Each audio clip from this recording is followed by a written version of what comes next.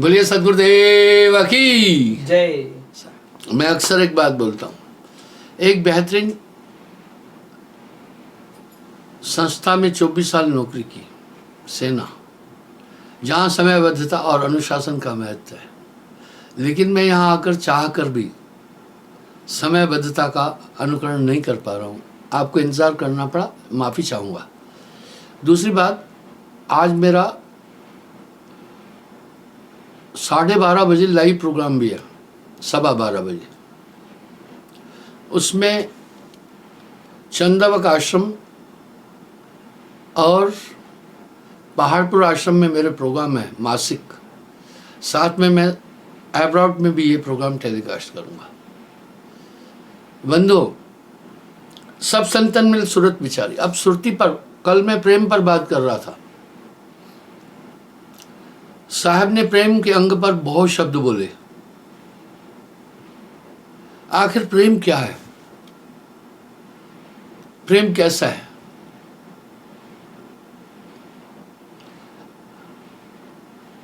आप हो ही ध्यान, आप ये कभी नहीं भूलना।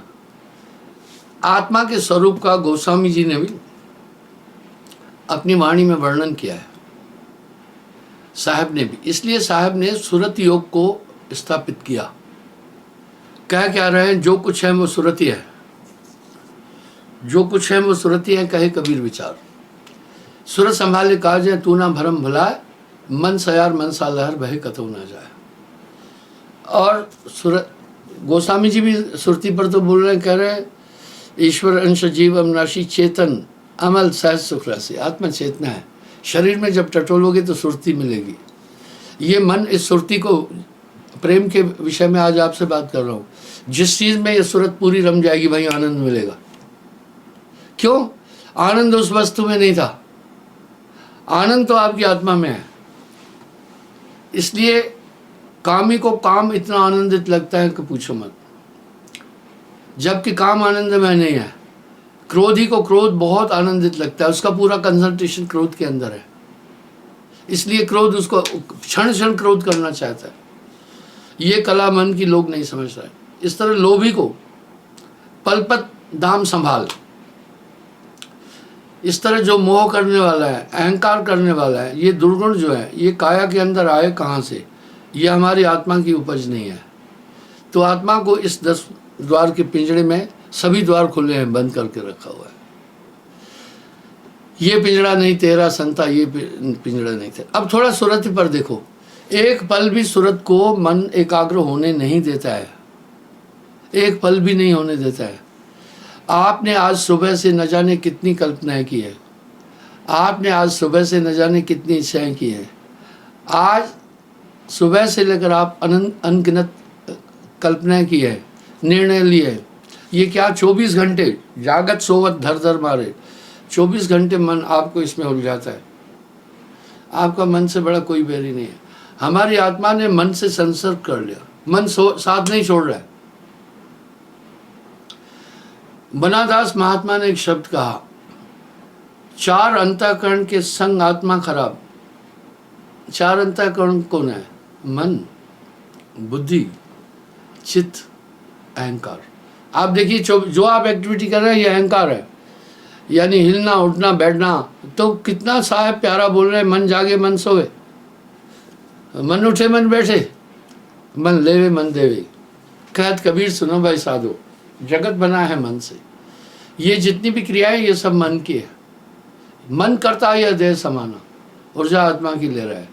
जब ये सुरती खालिस हो जाती है, उसके बाद अपने आप को देख पाएगी। जब तक आंखों में मोतियाबिंद है, आंखों के पीछे रोशनी होती है, पर मोतियाबिंद के आवरण के कारण से फिर आंखें नहीं देख पाती है। इसी तरह कहे कबीर, संसार में पड़ा मोतियाबिंद। इसलिए बड़े बड़े धुरंधर भी इससे नहीं निकल सके। एक अकाट्य सिद्धांत भी है, उस अकाट्य सिद्धांत की तरफ मनुष्य क्यों नहीं ध्यान दे रहा है? गुरबिन भवनिधि तरह न कोई, जो बिरंच शंकर समोई। बिरंच तो ब्रह्मा, शंकर शिव जी, उनको भी करना पड़ा। यानी एक अतिरिक्त ऊर्जा की ताकत चाहिए। जैसे दलदल में फंसा हुआ आदमी गले तक फंसा है, अपने कितने भी यत्न करेगा निकल नहीं पाएगा, धंसता ही जाएगा। यही मन की चालाकी है। आपको कहें भाई किसी स्थान पर जाना है दर्शन करने के लिए, पहाड़ों में जाना है या कहीं, मन तैयार हो जाएगा वो तैयार हो जाएगा। पर उसको कहो एकाग्र बैठो, कभी तैयार नहीं होता। बच्चे स्वभाव से चंचल हैं, कभी शांत नहीं बैठते हैं। इसी प्रकार मन स्वभाव से चंचल है। मन जान करके एकाग्र नहीं होता। कैसे कैसे साहब के शब्द हैं, तंथिर मंथिर वचन थिर, सुरत निरथिर होए, कहे कबीर उस पल्क को कल्प न पावे कोई। तन स्थिर हो, मन स्थिर हो, सुरत स्थिर हो। अगर एक पल भी ऐसा हो जाएगा, कल्पांतर की साधना के बराबर होगा। बस ये क्षण है, क्षण, ये क्षण भी। और जब ये सभी चीजें आपके नियंत्रण में आई तो आप आत्मरूप है। उसके बाद फिर क्या होता है, जैसे मरुस्थल की तप्त रेणु में इंसान व्यथित हो जाता है, उससे एक छोटा सा कोई पेड़ मिल जाता है ना, तब भी वो खुश हो जाता है कि हाँ यहाँ मुझे सुकून है, जबकि वहाँ भी सुकून नहीं है। इस तरह मन आपको दुनिया के छोटे छोटे सुख देता है, उसमें आप सोचते सुकून है, पर ये आया गया पूरा संसार है ही नहीं। दुनिया के लोग सुख किस में ढूंढ रहे हैं? दुनिया के लोग सुख ढूंढ रहे हैं इंद्रियों के आनंद में, शरीर के सुख को। लेकिन आखिरी तन खाक मिलेगा कहाँ फिरत मगरूरी में। अंतोगतवा शरीर का अंत होना ही होना है, इसलिए स्थायी सुख नहीं मिल पाता है। आत्मा स्थायी है, आत्मा क्षणभंगुर नहीं है, आत्मा नाशवान नहीं है। तो आत्मा को ये क्षणिक सुख, वो तो इंद्रियों से संबंध रखते हैं। इन सुखों के लिए तो यूं कहा है, सुख मिश्रित दुखाभास। जिन चीज़ों को मनुष्य सुख का संसाधन मानता है, यथार्थ में वो सब दुखमय है, वो सब कष्टमय है। ऊपर से संसार के विषय आनंददायक लगते हैं, पर कहत कबीर सुनो भाई साधो, रुई लपेटी आ गए। आग के ऊपर रुई लपेट लेना मोटी, तो हाथ में पकड़ लो तो कैसा लगता है, कहते कुछ नहीं है। थोड़ी देर में सुलगते सुलगते सुलगते आपका हाथ जला देगी, फिर उसके अंदर तो ज्वाला है। इस तरह संसार के जितने भी आनंद हैं वो विषय कहलाते हैं, भोग कहलाते हैं, इनमें सुख नहीं है। आत्मा को सुख कहीं से आहत नहीं करना।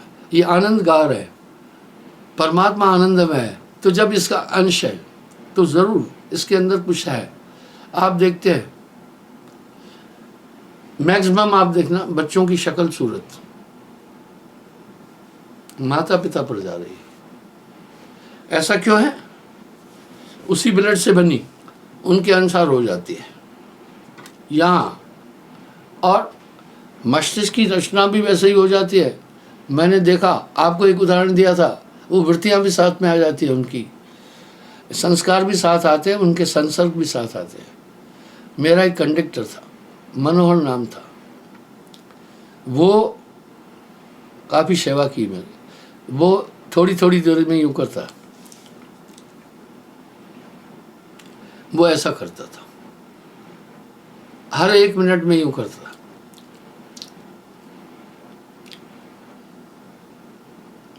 ऐसा क्यों करता था? ऐसा इसलिए करता था कि स्वाभाविक रूप से उसकी लार नहीं जाती थी, इसलिए लार कंठ तक पहुंचाने के लिए उसको अतिरिक्त उपक्रम करना पड़ता था। ठीक वैसे ही जैसे हमारी आंखों में देवदत्त वायु है, आपको चाहे मैं कितना भी कहूँ, पलक आपके उठेंगे गिरेंगे, क्योंकि पलकों के पीछे एक लिक्विड है। वो लिक्विड आंखों को, आई बॉल को हमेशा तर रखता है, नहीं तो बाहरी खुश्क वातावरण के कारण आंख पथरा जाएगी। तो आपको चाहे मना करे, नीचे के पलक भी उठते हैं, देखो दोनों उठ रहे हैं, ऊपर के भी। तो इस तरह से जब इनके पलक नहीं उठते हैं तो फिर इंसान यूँ करता है, वो पलक बलपूर्वक करता है। इसी प्रकार से जिनको कंठ में लार चाहिए हमेशा, कंठ की कोशिकाएं बहुत कोमल है और हम सांस भी ले रहे हैं, सांस में ऊष्मा है, इसलिए गला खुश्क हो जाएगा। तो वो फिर यूँ करता था, स्वाभाविक लार कंठ में नहीं पहुंचती थी। आप हम सबकी लार स्वाभाविक पहुंच रही है, बातचीत भी करते हैं तभी भी, लेकिन हमारी प्रक्रिया साइलेंट होती है। अभी देखो हर एक आदमी 1 मिनट में 10-12 बार लार को निकलता है, पर वो स्लाइड होती है। लेकिन उसका यूं नहीं होता है, तो वो क्या करता था, यूं करता था, पहले होंठों से लार को इकट्ठा करता था, फिर निगलता था। ये अब स्वाभाविक क्या था, उसको कंठ में खुश्कपना हो जाना था, तो उसे कंसंट्रेटली खुद अटेंशन होकर के लार कंठ तक पहुंचानी पड़ती थी। कितना भी मना करो वो मनोहर यूं करेगा ही। मैं समझता था इसकी बात, लोग मजाक उड़ाते थे। वो अपनी बेटी को लाया नाम रखाने के लिए गोद में। बेटी की आयु ज़्यादा से ज़्यादा 1-2 महीना हुई होगी। जब मैं उस पुत्री पर नज़र डाली, वो भी यूं कर रही थी, वाह, क्योंकि वो विकार उस बच्चे के अंदर भी आया। आज वैज्ञानिक लोग एक बात कह रहे हैं, 90% बीमारी बच्चा माँ के पेट से ले आता है। माँ के पेट से क्यों लाया? माँ के ब्लड से ही तो उसके शरीर का विकास हुआ, शरीर का निर्माण हुआ। इसलिए जो माँ के अंदर रोग हैं वो बालक के अंदर प्रविष्ट होंगे और बाप के भी होंगे। कई रोग ऐसे हैं जो 7 पीढ़ी तक चलते हैं। उदाहरण के लिए दौरे की बीमारी, अस्थमा, टीबी, पागलपंती, कुछ और अन्य बीमारियां हैं, 7 पीढ़ी तक मार करेगी। इसी प्रकार से मेरे कहने का यहाँ ये अभिप्राय है कि मनुष्य एक तो ये इन खान पान से भी मस्तिष्क पर असर पड़ता है। वो इसलिए पड़ता है, खान पान पर भी मस्तिष्क से इसलिए असर पड़ता है। अगर आप ब्लड के संचालन के अंदर थोड़ी भी त्रुटियां हैं तो आपके शरीर में विकार हो जाएंगे। इसलिए हर रोग को परीक्षण करने के लिए पहले डॉक्टर ब्लड चेक कराते हैं। मैं ये कहना चाह रहा हूँ आपसे कि इसी प्रकार से गुरु जो एक ऊर्जा हमारे अंदर समाविष्ट करता है कंसंट्रेशन के द्वारा। मैं आपको सच बताता हूँ, जो जिसका कंसंट्रेशन करेगा स्थूल में भी उसका रूप होता जाएगा।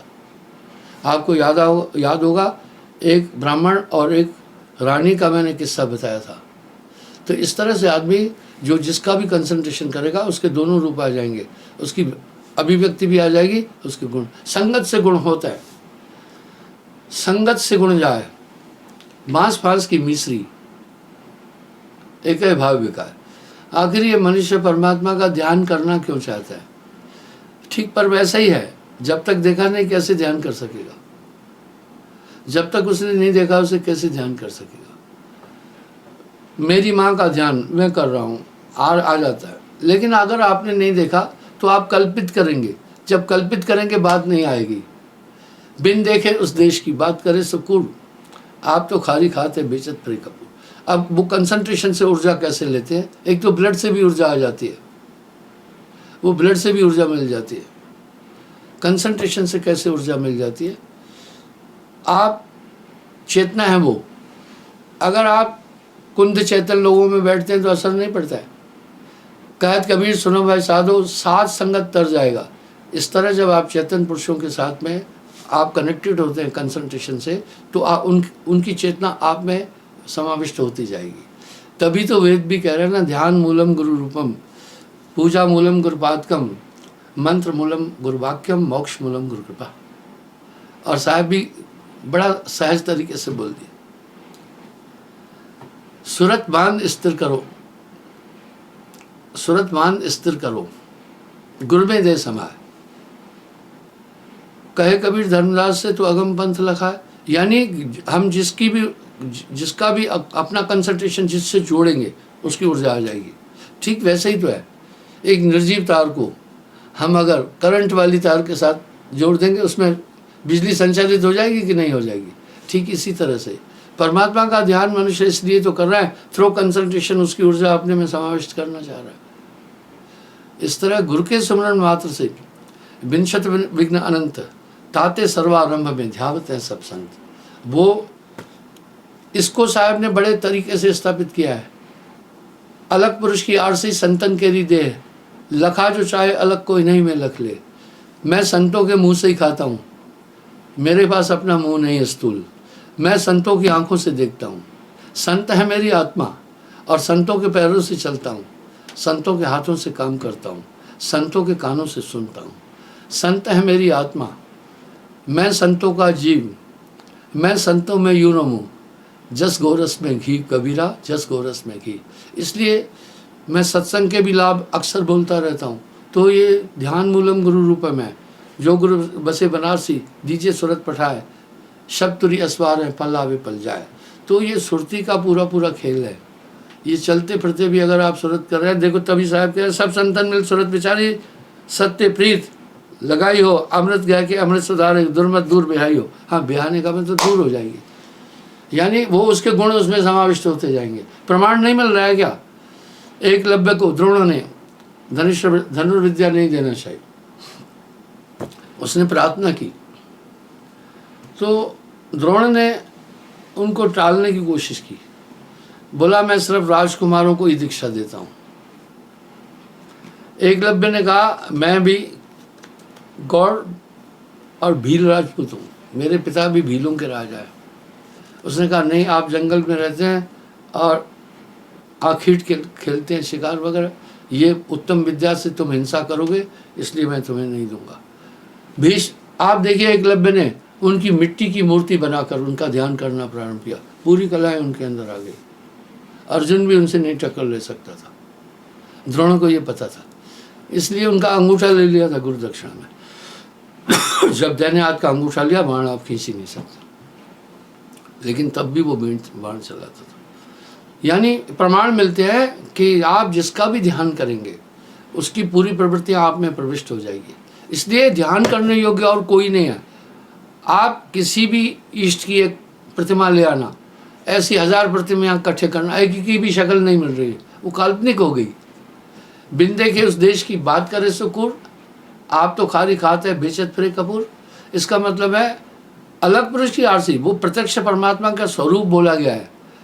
इस तरह साहब ने एक बात बड़ी साफ साफ कही, मैं कहता हूं हेला फरमान, गुरु का गुरु चेले का चेला।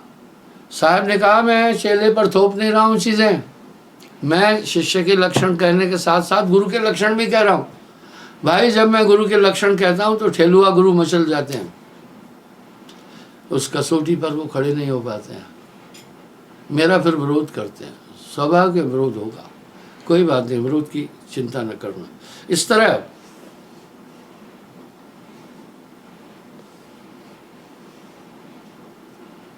हुआ। आगे क्या बोले, चित चौका संतोष बैठ का प्रीत की पात्र लगाओ, ज्ञाने गार छान फड़गाड़े, भाव को भात बनाओ, प्रेम की खांड परोसो हित में, तत्व को तत्व मथाओ, लोको लेवो जगत को जेवो, सब संतन मिल पाओ, मन की कपटी दीन दही कर, जोरो संग छगाओ होगा। साहब ने इतने सुंदर अलंकारों से अध्यात्म को अभिव्यक्त किया, ऐसा कोई नहीं कर सकता। वो भोजन खाते समय संत लोग, यूपी में साधु लोग एक शब्द गाते हैं, देवो न देवो गुरुजन अपने को, सदगुरु के गुण गावा, हंसा सतनाम भजो। एक लंबी वो है, मैंने उसकी एक रिकॉर्डिंग भी की है। उसमें फिर पूरा तत्वों को बोला, पतल किसी की बनाना है, दोना किसका बनाना है, भात किसका बनाना है, ज्ञान का भात बनाओ। इसी तरह यहाँ भी साहब इसको कह रहे हैं, मन की कपटी दीन दही कर, जोरो संग जगाओ। वाह, कुछ लोग दही नहीं खाते हैं, पर दही में भी सार है। दूध तो घी की माँ है। शून्य शिखर पर गैया ब्याही, अब शून्य शिखर पर गैया ब्याही, माखन चुन चुन संतन खाया, जगत छाछ भरमायो।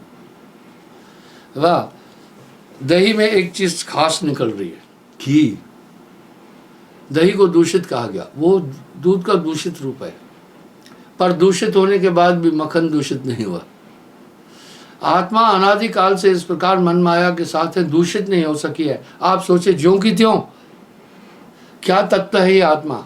इसलिए इसकी आखिर एक बड़े बड़े राजाओं ने सुख के कारण और सांसारिक दुखों के कारण माया का परित्याग किया। भाई भर्तृहरि आदि इसका प्रमाण है।